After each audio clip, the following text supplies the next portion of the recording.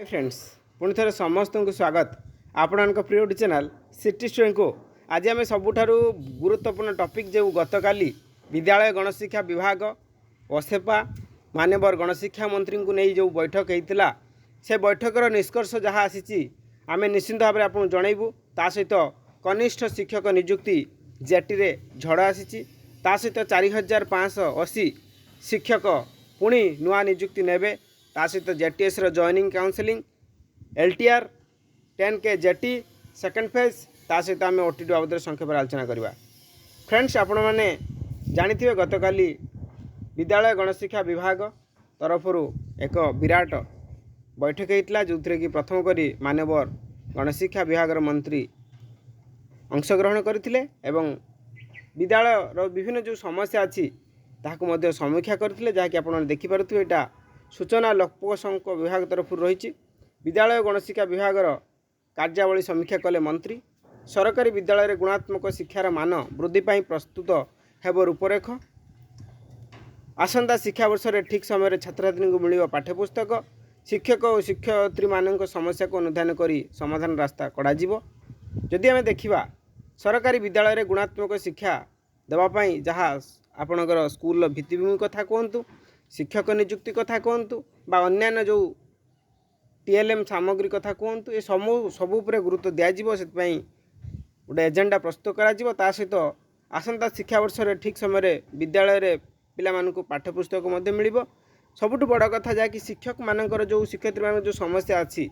गोटे श्रेणी बा गोटे विद्यालय गोटे शिक्षक रोचे ये समस्या दूर करा सहित शिक्षक शिक्षयित्री मानकर ग्रेड पे कथा कहतु रेगुलर कथा कहतु ट्रांसफर कथा कहतु ये जो समस्या अच्छी समस्या पर अनुधान करी आस्ते आस्ते रास्ता बाहर करा जे कि माननीय मंत्री यह समीक्षा पर यही उत्तर रखिंट निश्चित भाव में जहाँकि बड़ बैठक होता है बाबद जूनियर टीचर जेटीएस जॉइनिंग बाबद संक्षेप आलोचना होती आम निश्चिंत एंड जा देखा आम जाना ता सहित आम देखा स्कूल पढ़ाइबे अतिथि शिक्षक एठी आपंकर प्रश्न उठेब जे कि स्कूल कौन पाई अतिथि शिक्षक पढ़ाइबे। देखंतु सांग माने जदि 4580 अवसर प्राप्त शिक्षक को नियुक्ति दिज्व कारण यार कौन ना वर्तमान आम जी देखा राज्य में 62,000 शिक्षक नियुक्ति होबाकू जाउछि। हे तो यह वर्षक रही पारे कि 5 वर्ष भितर जाए किंतु प्रक्रिया स्टार्ट हो आ भितर कहीं आपण मैंने देखिपे ये जगार आपको देखा जे कि मुकेश महालिंग जो कि आमर एजुकेशन मिनिस्टर ना आमर ये हेल्थ मिनिस्टर जे कि कहते राज्य में खाली पड़ी शिक्षक पदवी पूरण करने आमर सरकार प्रमुख लक्ष्य। विद्यालय गणशिक्षा विभाग मंत्री नित्यानंद गंड बीजेपी जे कि रही आप देखिपे ट्विटर रे ट्वीट कराई माननीय गणशिक्षा विभाग मंत्री नित्यानंद गंड कहते कि राज्य में जिते सारा शिक्षक नियुक्ति फांका अच्छी आम सबकि समय अनुसार पूरण करूँ। आउ जदि देखा राज्य में प्रथम 10 श्रेणी पर्यंत 62,000 शिक्षक नियुक्ति बाकी अच्छी तो ये सबकि आज्ञा प्रक्रिया अनुसार चलो से ओटीटी सडन पीरियड में कंडक्ट करा तो राज्य में शिक्षकर अभाव आउ देखा ये सबकि पूरण करा माननीय मंत्री स्वास्थ्य मंत्री एटा रिट्वीट करते जहाँकि माननीय शिक्षा मंत्री को बा बैठक जो सरकार बैठक में आलोचना कराई। माननीय मुख्यमंत्री भी किसी दिन पूर्व कहले कि राज्य में जिते सारा नियुक्ति बाकी अच्छी शिक्षा क्षेत्र में आम सबकि पूर्ण करूँ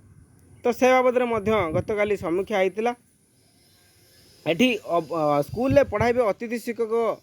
एठी प्रश्न आप उठुव कौन पाई अतिथि शिक्षक पढ़े आप भावतु जो शिक्षक नियुक्ति आसवाक जाऊँगी आगामी दिन में जो एलटीआर पोस्ट आप 6025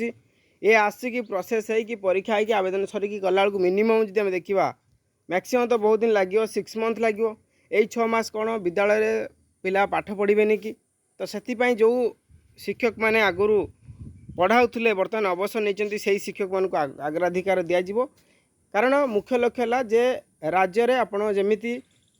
शिक्षक अभाव रही नुआ शिक्षक अपॉइंटमेंट होगा पर्यंत बर्तमान आप अतिथि शिक्षक पढ़ाइबे आप राज्यर समस्त सरकारी पुनः अनुदान प्राप्त ब्लॉक ग्रांट प्राप्त हाईस्कल संस्कृत टोल अतिथि शिक्षक पढ़ाइबे। तो निश्चिंत भाव में यहाँ थिला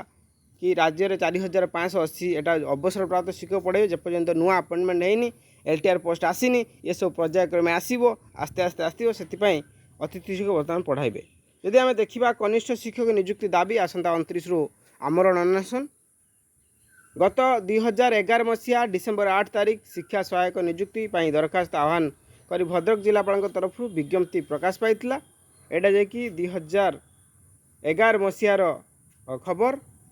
जे कि सेतले जो प्रकाश पाई से समय हुए तो नियुक्ति है ना से आसंता 29 रु आमरण अनशन रही। ता सहित आम देखा गतकाली जो आपणकर बैठक है बैठक में बहुत सारा शिक्षक मानकर समस्या शिक्षक नियुक्ति बाबद आलोचना कराई। आपड़ ये प्रश्न उठे जूनियर टीचर रो जॉइनिंग बाबद में निश्चित भाव में से बाबद में संक्षेप आलोचना होती। देखा आप जेटीएस जॉइनिंग काउंसलिंग आम देखिए आपंकर दुईटा प्रक्रिया बाकी अच्छी फाइनल लिस्ट आप काउंसलिंग तापर आप जॉइनिंग। तो यही किसी दिन भितर आप भावी नियंतु 4 to 5 डेज भितर आपणकर मेन फाइनल लिस्ट आसीज। तार ठीक 2 दिन कि 3 दिन पर ऑनलाइन माध्यम आपणकर काउंसलिंग हम। तार 2-4 दिन पर आपणकर रिजल्ट आसीज कौ स्कूल अपॉइंटमेंट है तापर आप जॉइनिंग। ये सब प्रक्रिया जी देखा मैक्सिमम टू मैक्सिमम 10 ରୁ 12 दिन रहा आ बेसी नुह यारी पीरियड भितर ही आपणकर सबकि सर भावी नियंतु ये किसी दिन भितर 2 ରୁ 4 दिन भितर आपणकर फाइनल लिस्ट आसवाक जाऊँगी। तो निश्चिंत भाव में यह थिला आजिर इनफॉरमेशन जहाँकि आगामी दिन में आम जी देखा जेटीर सेकेंड फेज जहाँकि ओटीटी सरवा संगे संगे जेटीर सेकेंड फेज ओटीटी आपणकर 2024 सरवा संगे संगे जेटीएस सेकेंड फेज जोटा 10 के पोस्ट सूचना और लोकसंख विभाग तरफ बाहरी ताकू टे बढ़े हूँ तो आसब किंतु 10 के तो मिनिमम किंतु ताठू बढ़े आसब जहाँकि आम सूचना जहाँ अच्छी सेप्टेम्बर कि अक्टोबर भितर आपणकर विज्ञापन आप देखते पाइबे। किंतु ये मन रखा दरकार जेपर्यंत 20 के फिलअप है ना से पर्यंत से प्रोसेस कंप्लीट हो ना। ये प्रोसेस कंप्लीट होगा संगे संगे ओसेपा तरफ पुणी विज्ञप्ति पाइब। जेपर्यंत ओसेपा जो पदक्षेप नहीं 20 के फिलअप जेपर्यंत फिलअप है से पर्यंत बाहर ना। आउ जदि ओटीटी कथा कहवा ओटीटी जो डेट फिक्स होती से डेट रे कौन एक्सटेंड होबार ना किंतु आम देखिए ओटीटी टे फी टाक अधिका कर निश्चिंत भाव में ओडिशा सरकार को निवेदन कि फी टी ह्रास कराऊ एपाई विभिन्न संघ ट्राए कर ट्विटर कैंपेन माध्यम जब आम द्वारा जहाँ संभव आम निश्चिंत करूँ। तो आज भिडियो एतक भिडियोटी केमती लगे निश्चिंत जनइबे। Thanks for watching.